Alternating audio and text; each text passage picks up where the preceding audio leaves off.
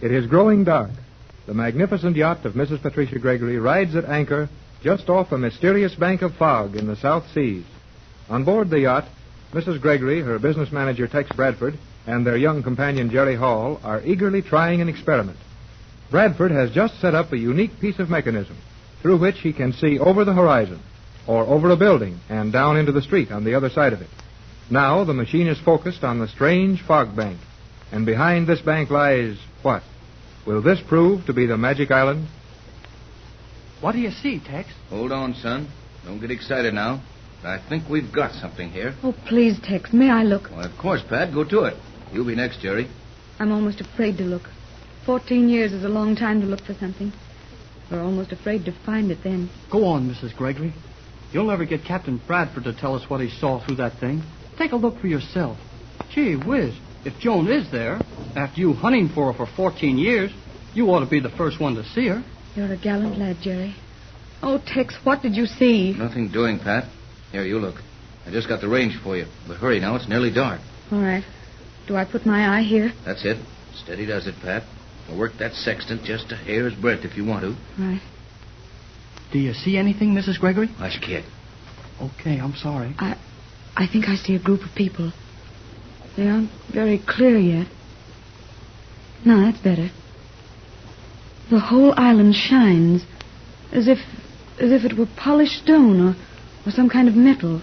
Now I see the group more clearly. Yeah? What else? Jerry. Yeah, I know, but... Oh, Tex. Jerry, She's fainted, kid. Run and get a glass of water out of my cabin. Hurry. Yes, sir. Pat, you're all right, Pat. Just take it easy for a minute. Jerry's getting you a glass of water. Pat. There. That's better, Pat. Where's that water, Jerry? I'm coming. Oh, what? Tex. Tex, I saw... Is she all right now? Is she all right? She'll be all right in a jiffy. Hand me that glass of water. Here. Where's the water? Huh? Where's the water? Oh, golly. I drank it myself. I'll get some more. It's a good thing you didn't need that water. I'm all right. Silly of me to do that, wasn't it? Nothing you could ever do would be silly to me, Pat, but just what got you so quick? You saw something? Tex, I saw that group of people. They're real, and they're on an island all right, and... Oh, it's almost too much to believe, but I thought I saw a young girl with them. I thought I saw the same. And for your sake, I hope we're both right. Here's the glass with the water in it. Thanks, Jerry. Now I feel better. That's the first time I ever felt like fainting. Yeah, me too. I mean, I would have fainted if I hadn't used the first glass of water on myself. I could tell what you saw from the way you acted. May I look now? Help yourself, son. Boy, what a thrill this is. Now, let's see. Oh, looks kind of cloudy at first. There now. I can see better. This focus is easy enough. I got it. Gee, there's people there. People on the island right inside the fog. Whole bunches of them. But they're all men. No, they ain't. Hey, there's a girl with them. A girl, Mrs. Gregory. Yes, Jerry, I saw that too, but don't hope too much. Hope? Nothing. That's your little girl. I know it is. That's Joan. She looks just like you do. Now, Jerry, I made that machine, and I happen to know you can't distinguish features at that distance. I don't care about her features. I'm talking about what she looks like. You better let me take another look, Jerry. It's getting dark. It'll be pitch black in 15 minutes. We won't get any twilight. We better learn what I can about our situation before we hole up for the night. All right now, Pat? Quite all right. I'll steady you up, Mrs. Gregory. You just hang on to my hand. I'm not nervous anymore. Thank you, Jerry. What do you see, Captain? There's a group of people on the island, all right, and... Well, now, there's a funny one. They seem to be pointing something at us. Bet they're going to shoot. Let's duck. Oh. No, it looks more like a telescope. It is something like that, and they know how to look through that fog. They see us all right. Some of them are waving their arms and pointing at us. Well, we sure couldn't see anything through the fog.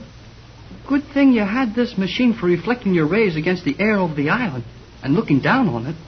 From the way they're acting, it's obvious they see us and see us plainly. Is there any danger, Tex? I think not. At least not so long as we just ride at anchor. Here, say something's happening. What are they doing now? They are not doing anything. At least not anything I can see, but the fog is. I've got it. They figured out that I'm watching them by means of rays refracted over the top of that fog. So they're closing it over the top. Closing what over? The island. All of it. You were right, Jerry. That fog is artificially made and perfectly controlled. Now they're covering up overhead with it. I can hardly see. That's all for now. They put a perfect roof of fog over that whole island, and it didn't take them more than 30 seconds to do it. Then they did know we were watching them. Sure enough. What do you think we ought to do now, Tex? Nothing. Just nothing. It's nearly dark. There's no reason to fear anything, and they can't watch us any longer. I'm getting a little chilly. Probably just nerves. It's anything but cold this evening. Yeah, we'll go in the radio room and sit down and talk this thing over quietly. Oh, you're doing splendidly, Pat. I know what a strain you must be under. This would be a strain for anybody. I'll go ahead and open the door.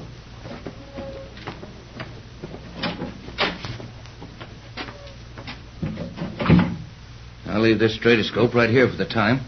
You take that easy chair, Pat. All right. Jerry, warm up the radio. Oh, boy.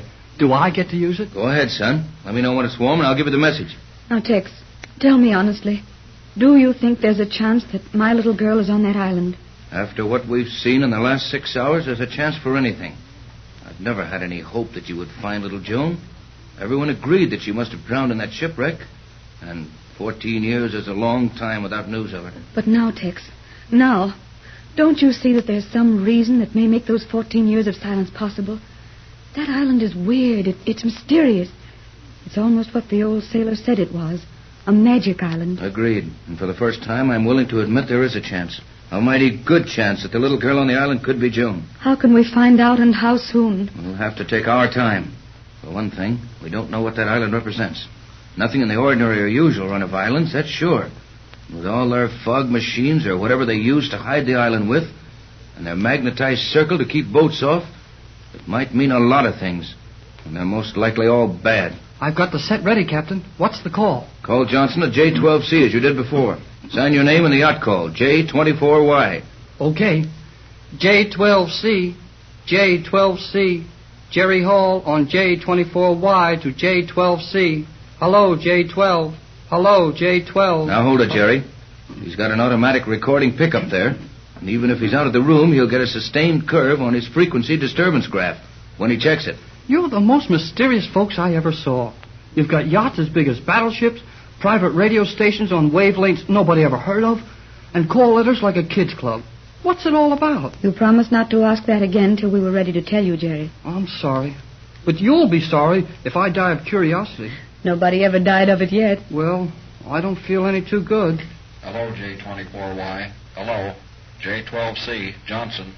Go ahead, J24. Here he is. What'll I tell him? Give him our position. Make the story about the island brief. Ask him stand by. If we do not report all clear by tomorrow noon, he has to ask D.C. to rush full protection. Story is for publication. He can use own judgment. Shoot it, kid. Right. Hello, J12C. Jerry Hall for Captain Bradford on J24Y. Are you ready? Go ahead, Hall. Go ahead. Located island, surrounded by fog camouflage. Standing by for daylight to try landing. Boat held off this evening by magnetic ring in ocean. Probably 100 yards offshore. Our position is latitude 29. Hurry. What's the matter, Skipper? Danger. What kind of danger? Drifting. Drifting? Well, what's the matter with your anchors? Dragging. Dragging the anchors? I don't hear any wind. What's going on? Hurry. Do I keep sending? Stay right in there, son, no matter what happens. Stay with that radio and report in full to J12. Come on, Pat, we'll look around. Are you still there, J12C? Hello, J12. What happened? I can hear you very faintly, J24. Go ahead, Hall. The boat is drifting. Captain Bradford and Mrs. Gregory have gone on deck with the skipper. No wind. Calm sea. Anchored in 3 fathoms, but drifting. Dragging the anchors. No reason for it. Stand by for emergency flash. Got that? Hey, the lights are going out. Something's wrong. Your signal is fading, J24. Standing by for emergency call. Are you getting me, J24? Hello, Hall. J12C to J24. Why, can you? Oh, the set's gone dead. And the lights are all out. The same thing that happened before. I'd better get up on deck. Oh! Golly whiskers. That chair hurt my shins. Where's the handle on this door? There it is. Oh, boy. Hey, Tex, where are you? Come up forward, Jerry. Where are you? I can't see a thing. Right here, you nearly bumped into us. Your juice quit on you, didn't it? Yeah. Same thing we had today? The skipper's working with the crew to get out a spare anchor over the stern, but we're already dragging 2 of them. Well, if it wasn't so dark, we might see what's happening. All we can see is a funny gray color, and you can't see much of that. Tex, Jerry, I think I can smell something unusual. Huh? You're right. I smell a gas or a chemical of some kind. I know why the sky's all gray, and I know what the smell is, too. The fog. Is that it? That's it. And we're drifting into that island. We're going through the fog, Tex. I know it. Look there. Dead ahead. See that faint glow? It's a little lighter up there, and the fog isn't quite so thick. That fog is some kind of gas, by the smell. Doesn't seem to affect us any, though. We're drifting faster, aren't we? That glow of light is rapidly getting nearer. I hope we don't smash into something before we get on the beach, or grab a pier, or a dock of some kind. Why should we drift to the island? We tried for 2 hours to get through this fog with full speed ahead, and we couldn't move. Now we're drifting through it. You don't drift and drag 2 anchors in 3 fathoms of still water, with no wind and no tide. We're not drifting? I'll say we're not drifting. That magnetism is working again, only stronger this time. We're being pulled. This boat is being dragged to that island.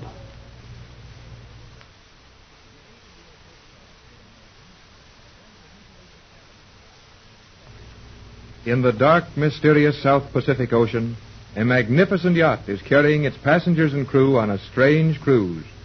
Jerry Hall has joined Mrs. Gregory and Captain Bradford on the Gregory yacht to aid in the search for Mrs. Gregory's little girl. Lost at sea when a baby, the girl has been reported living on a mysterious island.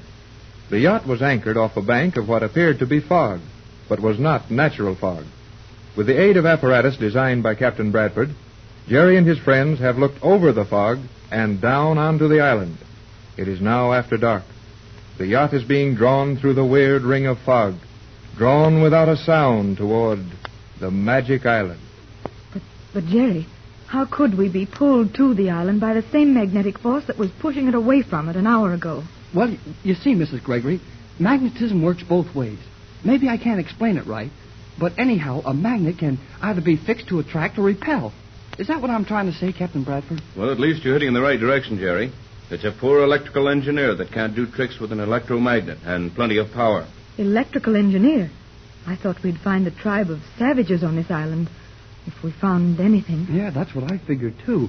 That old sailor, who lived on this island or visited or something, and then got away, he reported that he'd seen a little white girl living here with a strange race of savage people. Well, I'm not so sure of that, son. Remember, we got the story over our shortwave in Los Angeles. At the same time, you got it over yours.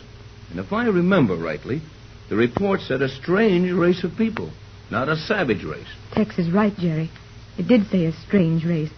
Of course, we naturally thought of savages as the only sort of people who might be living unknown to the rest of the world. Well, we know now that the people who made all these scientific things we're running into are not savages.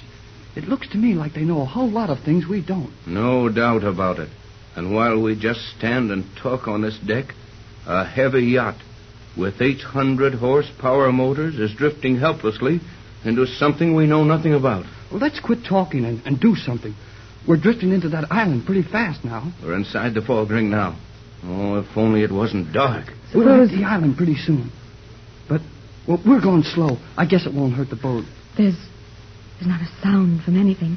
Can't even hear a ripple of water. This water is oiled or treated with something to hold it still on the surface. I can see a little light ahead. There's a yellow glow all over in front of us. Nothing we can see distinctly, though. We're slowing up.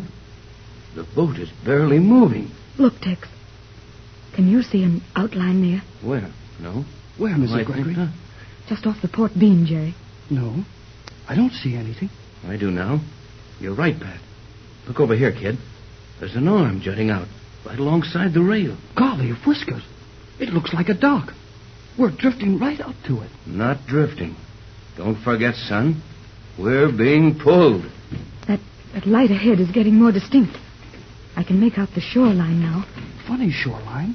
It looks so straight and smooth. See? See, it's shining in that yellow glow. Hold it. Quiet, both of you. Not a sound.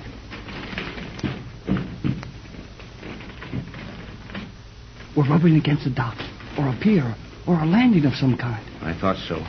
And the boat has nearly stopped. It has stopped. We're not making any headway. But the stern is swinging in near that landing. Gee, the boat acts as if it had a shoreline, and we're being snubbed in. We are being snubbed in, and without a line.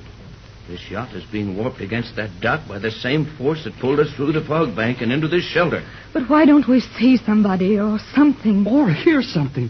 Gosh, any kind of a noise would sound good right now. Hey, we stopped. We're hard against the thing on the port beam. Yes, we're here. And I'm afraid, Jerry, my boy, that we're actually on your magic island. Whether we want to be or not. Want to be? Why, Tex, we've come thousands of miles to find this place. And my little girl. Do you think we'll really find Joan here, Captain? Like the old sailor said? We're liable to find most anything here. Then let's start looking for it. You better go into your cabin, Pat. And stay there while Jerry and I have the first look around. I should say not. Wherever you two go, I'm going. Where are we going, Tex? We're going to step out on that dock, or ramp, or whatever it is, and see what happens. Oh, boy. Let's go. Steady, son. You go back and tell the skipper to stand by. Tell him he can quit worrying about his anchors.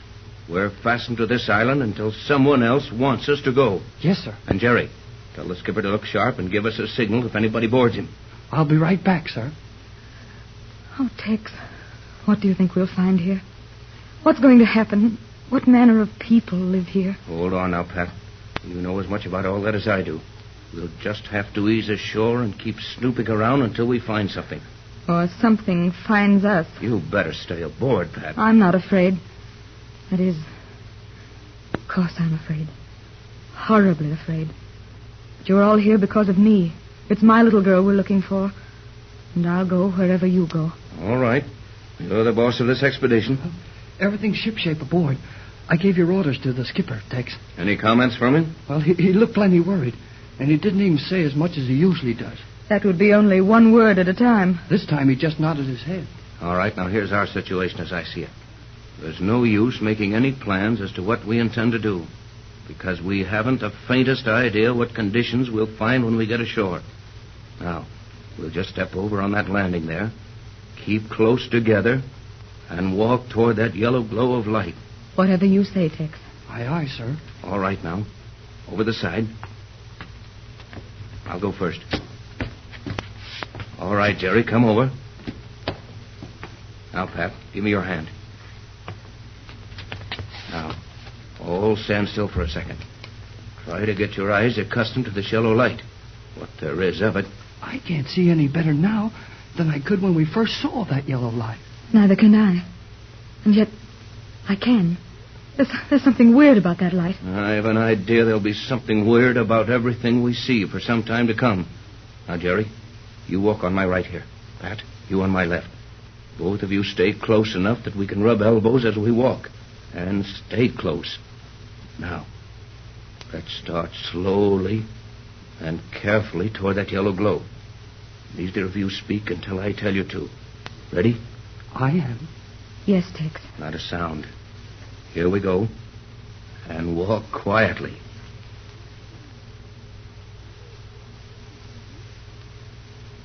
Stop. What is it?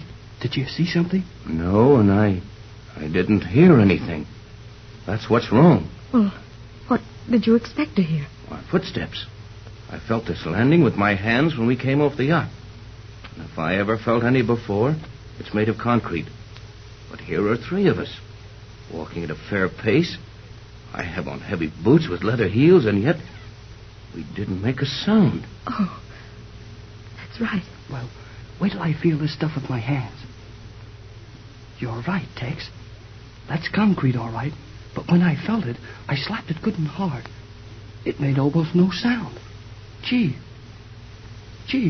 do you think... I think we've stumbled onto the greatest scientific miracle of our time. And there's no use in our trying to walk quietly or make any secret of our movements. You mean we're being watched now? In the dark? No. The captain means we're being watched by somebody who can see through this yellow haze. just as easy as we could see in broad daylight. No doubt about that, son. This island, if it is an island, is years ahead of anything we have ever known. And it has people on it that know things we never dreamed of. Could this all be artificial? The island, the fog, this light? Yes, it could be. And it is. For the simple reason that it couldn't possibly be natural. Golly whiskers. Well, what can we do? We can only do one thing, Jerry. Keep walking toward the center of that yellow light. Come on, men. I'm nervous and anxious to get it over with. I can't even see as well as I could. Say, wait a minute. That's funny. What's up, Jerry? That yellow light. Look, behind us. What? Why, the light has moved. The center of it is behind us now. Yes, and if you look to the right or left, you'll see the center of it there, too. But the center of it couldn't be all around us. It has no center. That yellow glow is perfectly diffused all over this area. Then maybe we're not walking toward the light at all. We're just walking through it. What if we walk off the edge of something here? Here, you get in the middle, Pat. No, I'll stay in the middle. You two are much lighter than I am. And if one of you slips off of something, the other two of us can pull you back onto this stuff we're walking on. Wouldn't you think we'd hear something soon? Yes, or see somebody. This has got me breaking out with ice water freckles. Maybe we'd better stop and think it over again. Getting scared, Jerry? You bet I'm scared. So am I, Jerry, but we may as well go on until... Oh. What is it? Which one of you gave me these? Huh? Gave you what? I gave you nothing. What do you... Huh? Well, why hand them to me? What are you two talking about? Pat just handed them to me. I did not. I still have the ones you gave me. Hey, now I've got them. Where did they come from? Pat, Jerry, steady now, both of you. Just answer my questions one at a time. Okay. Yes, Tex? Jerry, have you got a pair of glasses in your hands? Yeah, sure. Mrs. Gregory just handed them to me. Jerry, you handed them to me. Quiet. One at a time, I said. Have you also got a pair of glasses in your hands now, Pat? Yes, I have. But I... Yes, and I've got a pair. But where did Tex, what is this? Quiet, I said. May mean our lives. Quiet while I talk. Someone or something we couldn't hear, see, or feel, has just handed each of us a pair of glasses. There must be a reason for that. Well, I don't want to find out what it is. Oh, Tex, what have we gotten into? You know about as much about it as I do. There's only one thing to do.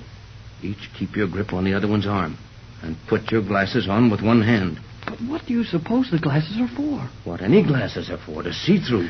But it's nearly dark, worse than dark.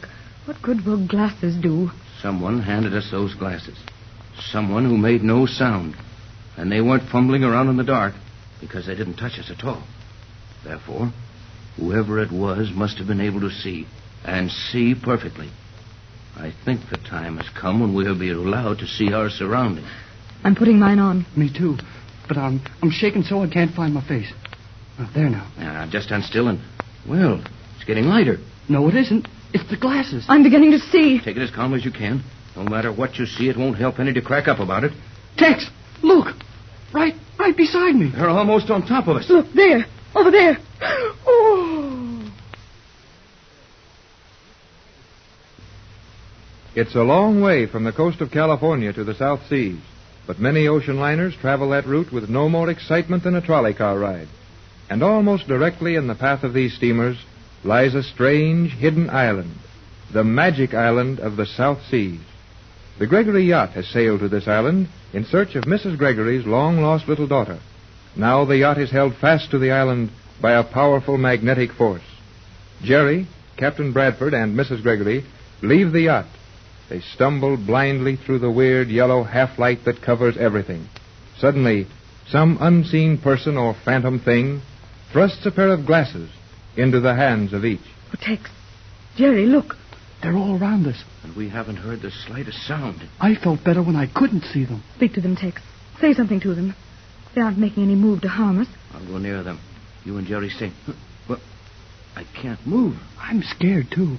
But I can move anyway. I'll show you and... Gee, I can't even move my arms. It's almost as if we were rooted to this spot. Gosh, why don't they move or say something? Speak to them, Tex. Get them to move. This will drive us mad. Steady, Patricia. These men are not savages. They're strangely dressed, but they look civilized and intelligent. But why can't we move? I know why, but I don't know how it's being done. I have a gun in my pocket. I can feel it being drawn downward. Sure, that's it. Magnetism again. That's why my flashlight feels like it weighs a ton in my pocket. Oh, my head. Something's pulling at my hair. Oh, of course, the metal hairpin. What's holding our hands and feet so still? I think we'll find out a lot in a minute. One of those men are coming towards us now. Yeah. His legs are moving all right. He's walking pretty fast. Say, why doesn't he get any closer to us? Oh, this yellow light is deceptive. Probably an illusion deliberately created to throw our sense of perspective out of balance. I'll bet they don't speak English. Let me do the talking if we get a chance to do anything. Hello there. How do you do? I guess they don't speak anything. We'll soon find out. Well, if I could move my arms, I could shake hands with this gentleman. I think that will not be necessary. In fact, it would not be advisable. Golly whiskers, he can talk. It's a relief to hear English spoken in this strange place. This strange place, Madame is mistaken. This is a perfectly natural place. You three are the strange elements here. Well, I guess you're right at that. We seem to have intruded upon something that's a little bit beyond our depth.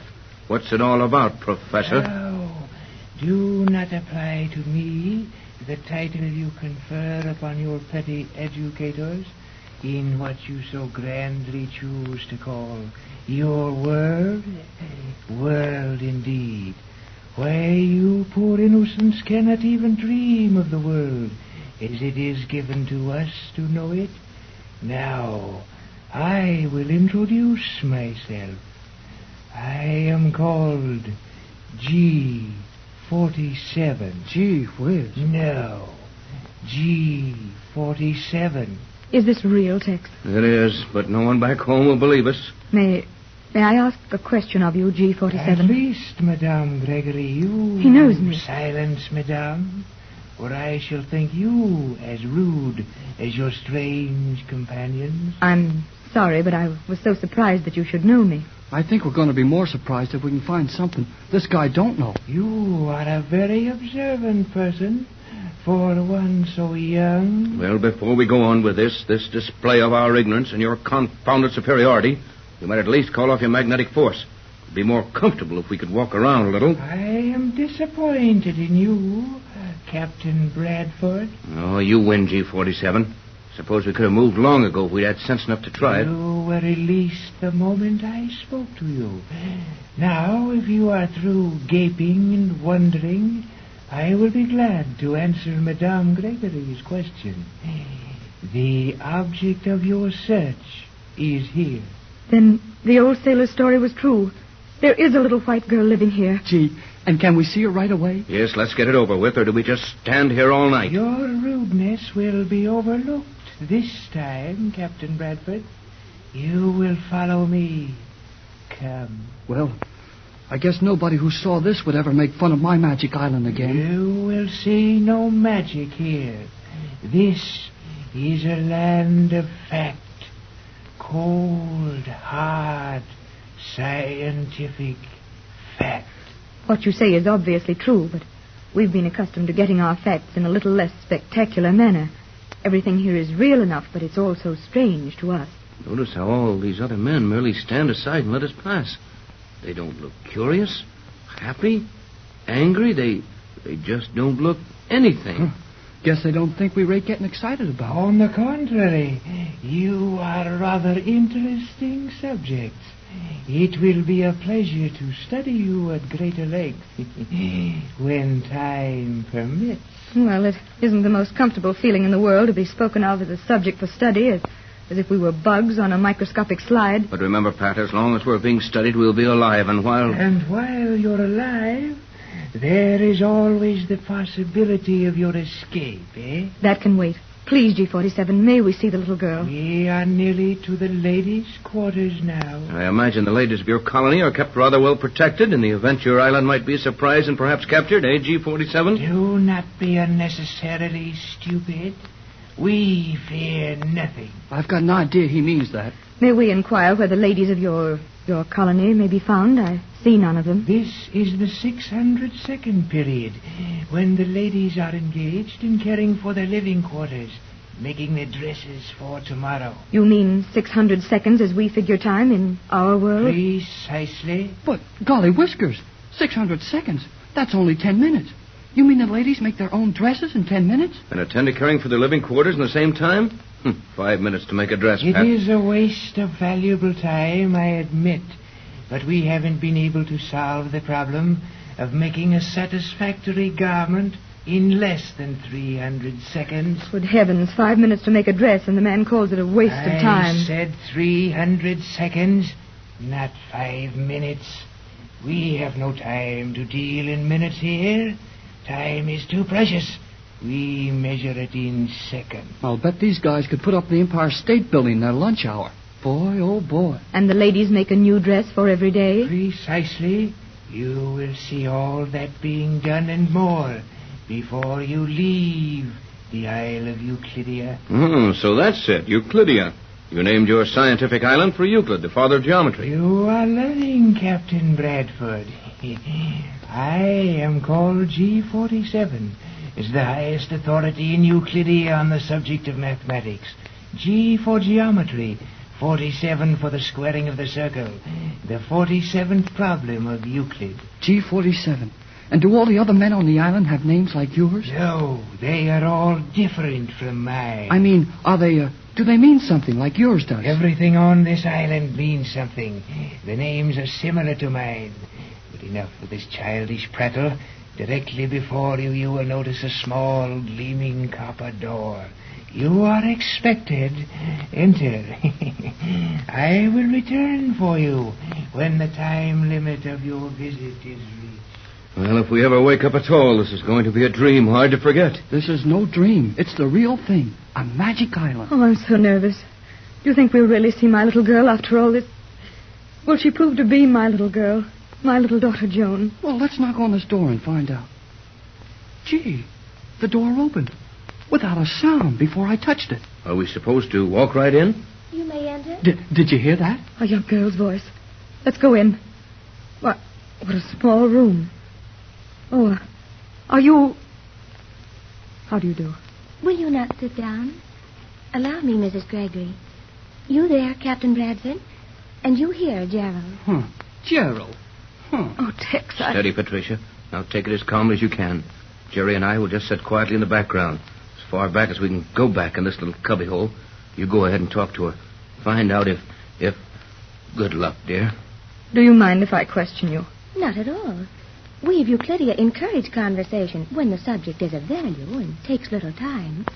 Remember, we are allowed but 120 seconds for this visit. Gee, Tex, whoever heard of a 15-year-old girl talking like that? Hush, Jerry. Let's don't use up any of Mrs. Gregory's 120 seconds. Your name... What are you called, my dear? I am called Cleostra.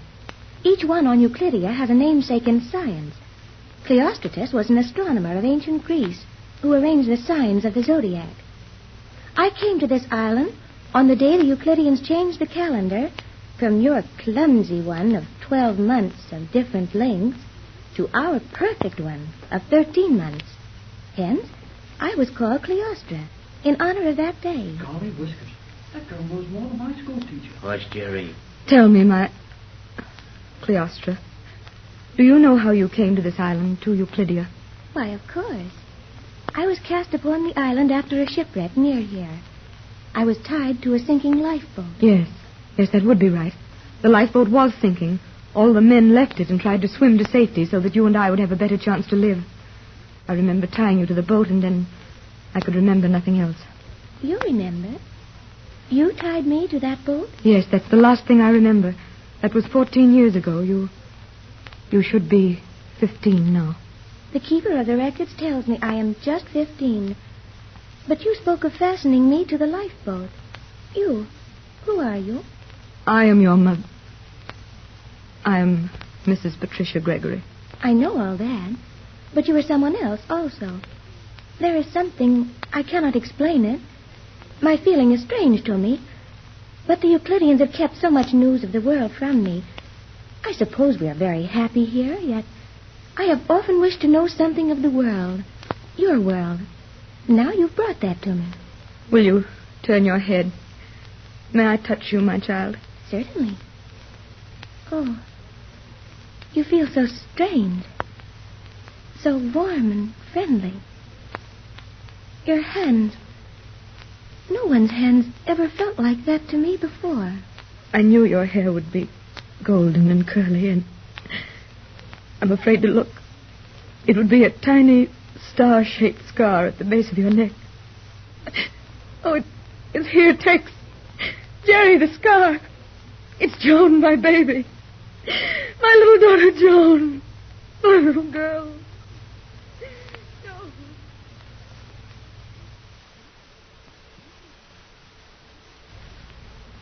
At last we are really on the magic island of the South Seas. However, it seems to be not a place of beauty and peace as the islands are thought of, but a sinister and foreboding fortress, the stronghold of a terrible scientific colony.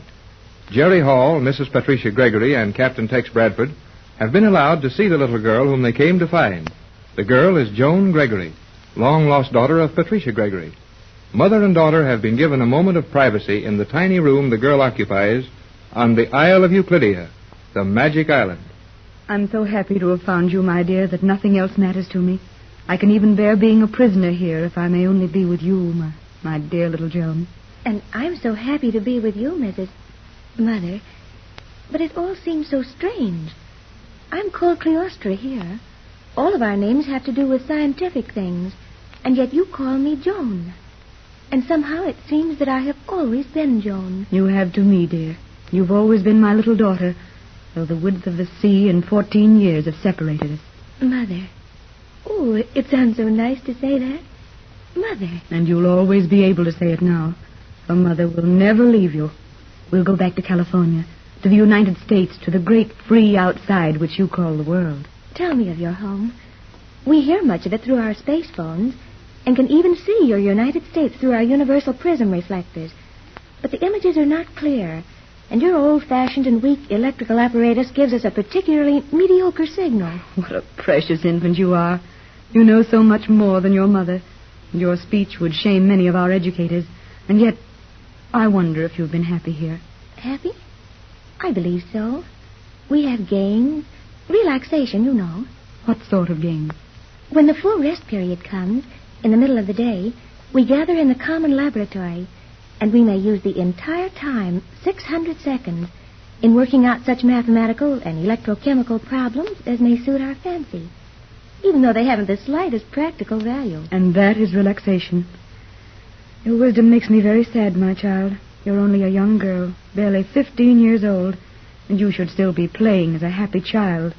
Don't you ever run and jump and play athletic games? Don't you ever laugh?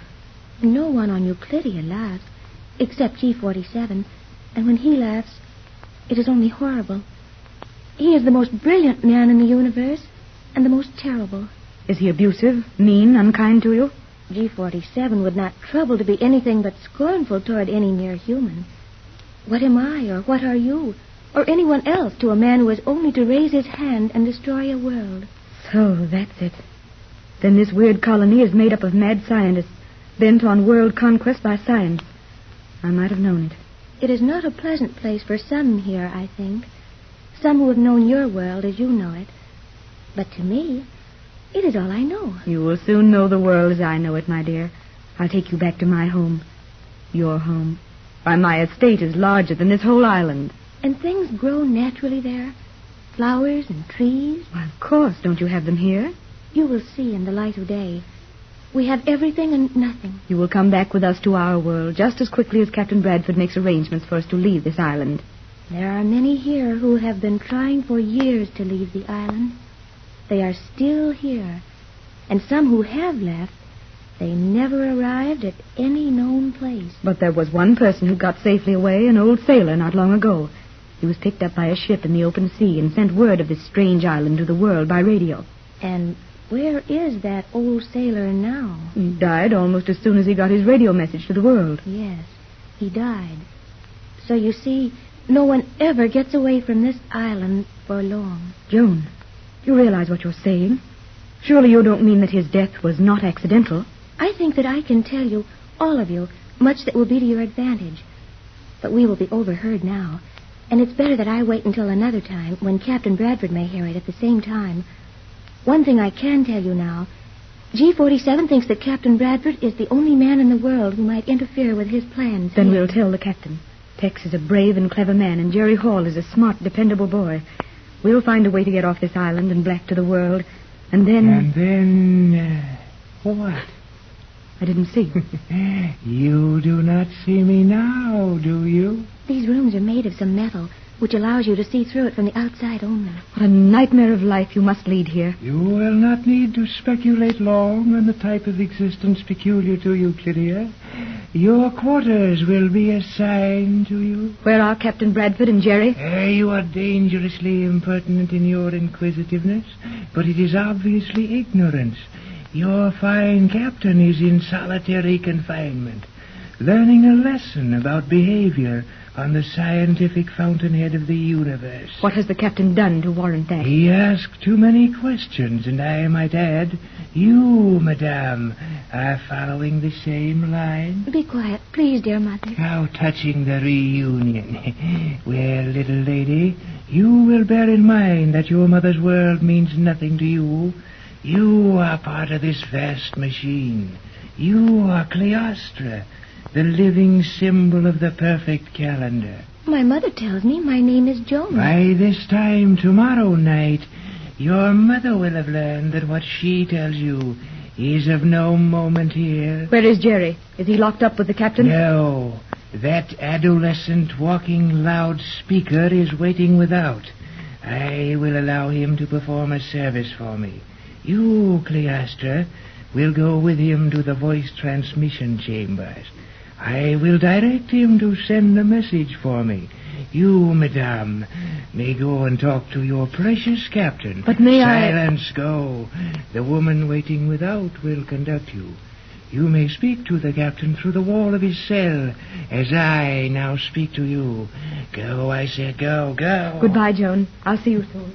Goodbye, Mother. Goodbye. Now, there is no time for sentiment here. Come out. Come. What do you wish of me? Oh, Jerry, I'm glad to see you. Silence. Cleostra, you will conduct this boy to the voice transmission chambers. Show him the operation of the Euclidia to California voice transmission beam, and see that he sends the following message. All is well. We'll send further news later. He will send it to Mrs. Gregory's home operator.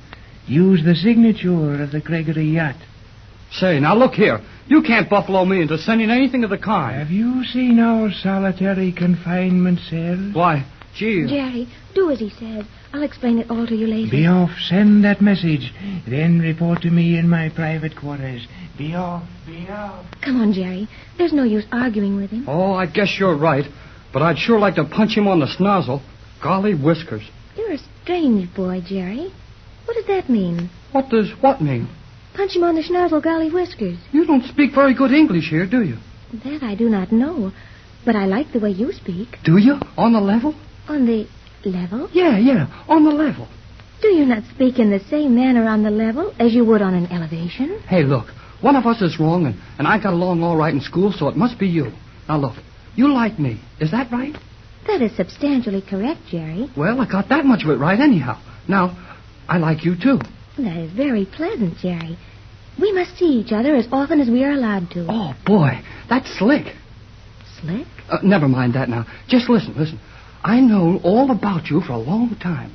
I got Mrs. Gregory and Tex Bradford to bring me with them just so as I could help find you. But I have not been lost. Why should you have to find me? I have known where I was at all times. Well, it's about time I got you off this island. Now, listen. No, don't talk. Just listen. I've dreamed about you for years. It's been in all the papers about your mother looking all over the world for you. And I just got to thinking so much about you that golly, you're mighty nice.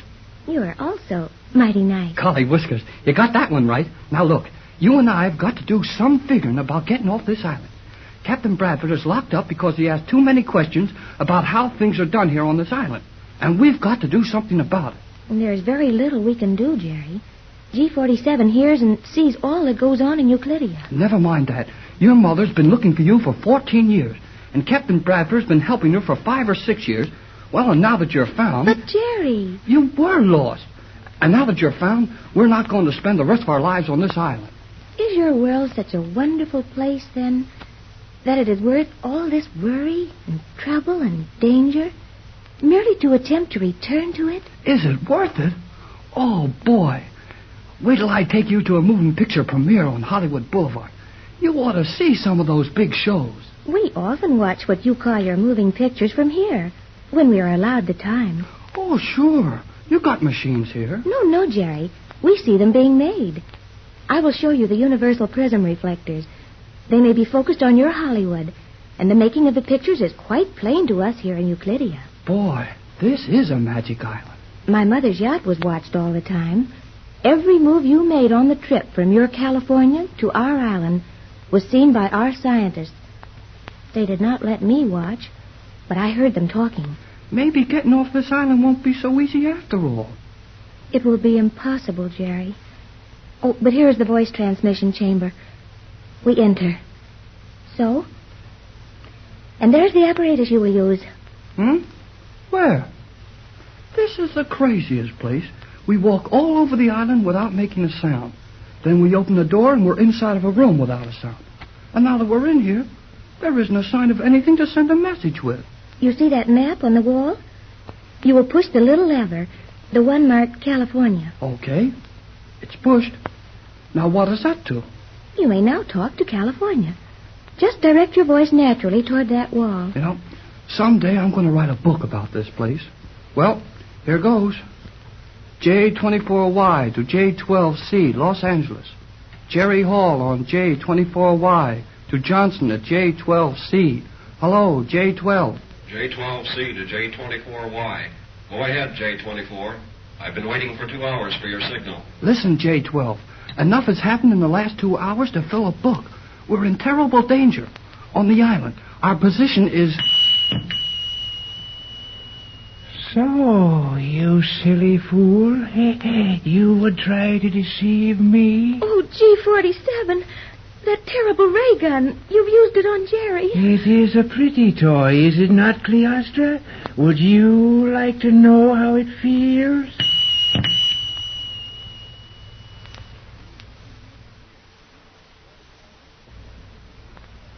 When Jerry Hall, Mrs. Gregory, and Captain Bradford started out to search for a little girl on a strange island in the South Seas, Jerry insisted it would be a magic island. Now that Joan, Mrs. Gregory's long-lost little daughter, has been found on the island, and G47, the mad scientist, and his weird colony are holding Mrs. Gregory, Bradford, and Jerry prisoners, the strange island of Euclidia is indeed almost a magic island.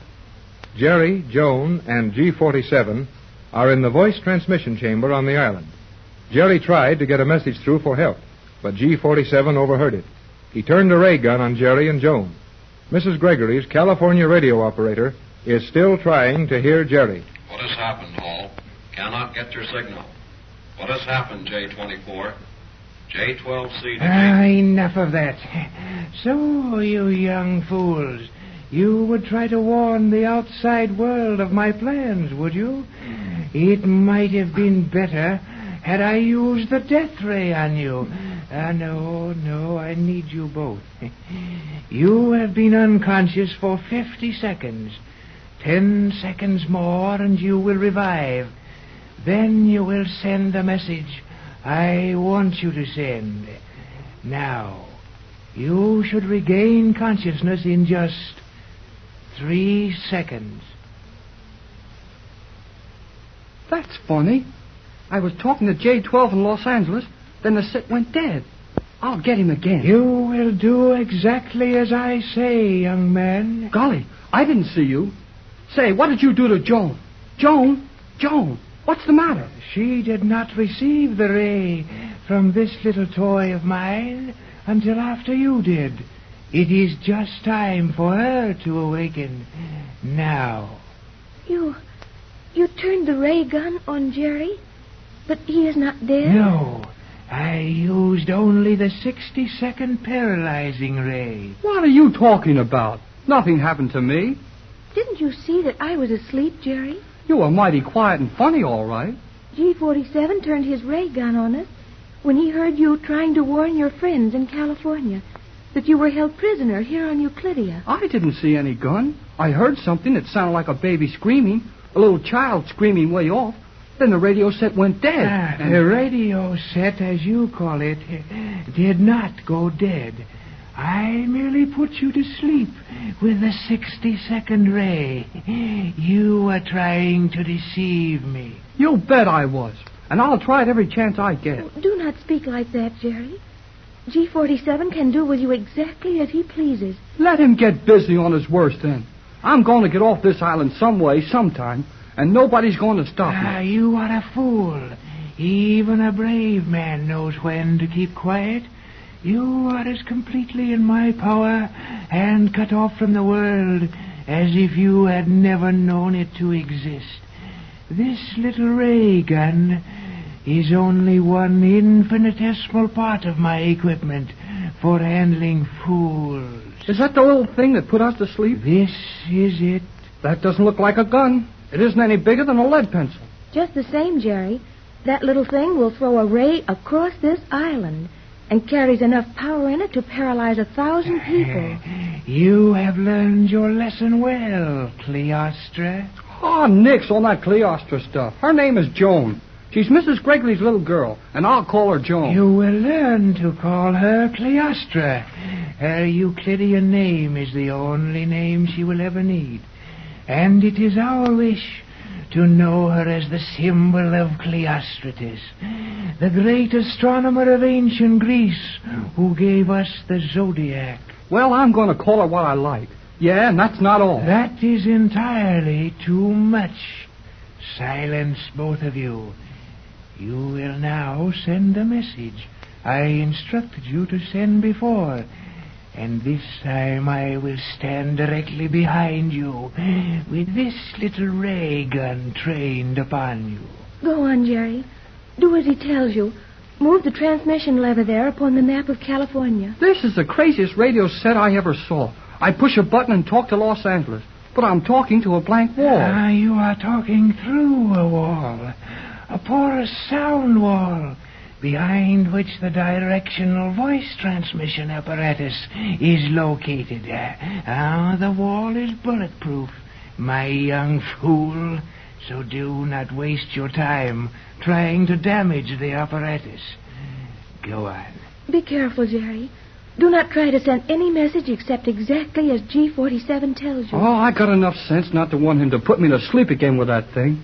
Well, here goes. J24Y to J12C at Los Angeles. Hello, J12.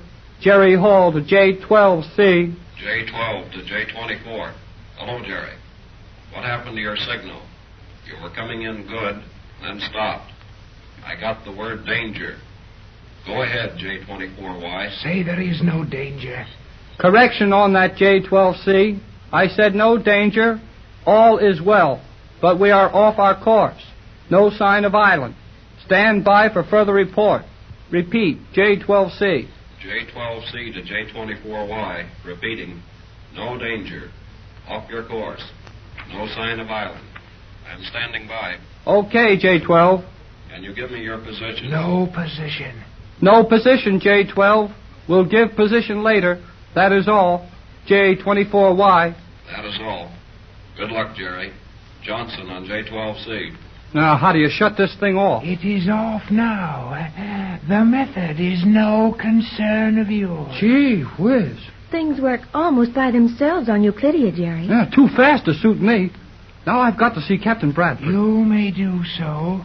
You, Cleostra, will conduct this boy to the captain's cell. Then you will return to your quarters. I would like to visit more with my dear mother. You may see her later. You, Hall, will be allowed to see everything, or nearly everything, on Euclidia. When you have made up your almost negligible mind to the fact that you will stay here, your interests are here now. In the meantime, Go and see your dear captain. Make all the silly plans you can think of to escape. They will exercise your minds and furnish amusement to me. Go. Enough of this. I will see you when I want you. I will see you again. I don't like that guy. No one does. But it is not safe to show it. Now come, Jerry, and I will take you to the captain.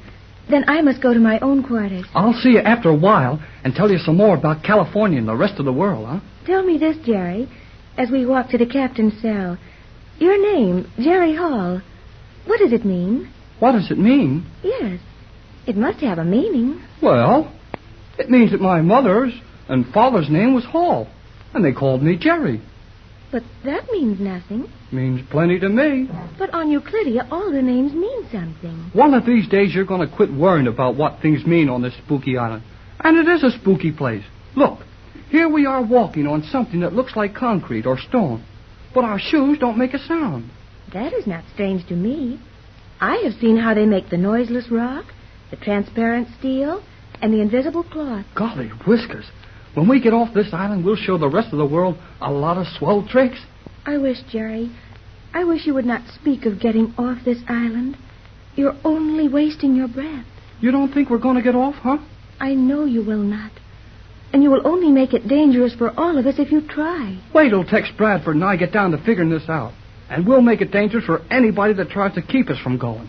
There's Captain Bradford's cell. I must leave you here. Where? I don't see any cell. You do not look closely, Jerry. There's nothing but a blank wall in front of us. And if you look carefully at that wall, you will observe that you can see through it. And Captain Bradford is sitting in a little cubicle of a room. Doggone it. I'm getting tired of all these tricks.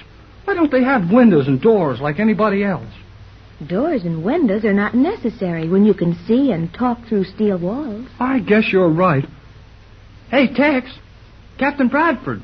Yes, Jerry. Come over the wall so I can talk to you. You may step nearer, Jerry, but do not touch the wall. The walls are charged with electricity, huh? Yes, and the power is enormous. That's why these walls make such good cells. Stop. You are near enough now. Hello, Joan. How are you and Jerry getting along? This Jerry of yours, I like him. He is a very nice, but very foolish boy. Oh, she's worried, Tex. Just because I don't let old G47 bluff me. I'm afraid it's no bluff, son. Better lay low and do what he says. I must go now. When can I see you again? I will come to you when I have permission. Our position all figured out. How can you do that? Just as we did on the yacht once. No, I'd better wait for another time to review that. The chances are, in fact, I'm sure, that every word we've said has been overheard by someone. Then we've already said too much. Yes, I know it, but we've got to talk sometime. And what we've said so far is no more than G47 has figured out for himself by now. Is there anything that guy doesn't know? There is one thing he can't touch, Jerry. What's that? He can't read your mind. The man is no magician, and he's no trickster, though he is probably the greatest scientist the world has ever known, or failed to know. Everything he produces is an exact science, and if we can only figure out how to get our thoughts to each other, without speaking or writing them, we can... What's the matter? Tex! I feel dizzy in my head. Oh! Tex! Tex! What's happening to you?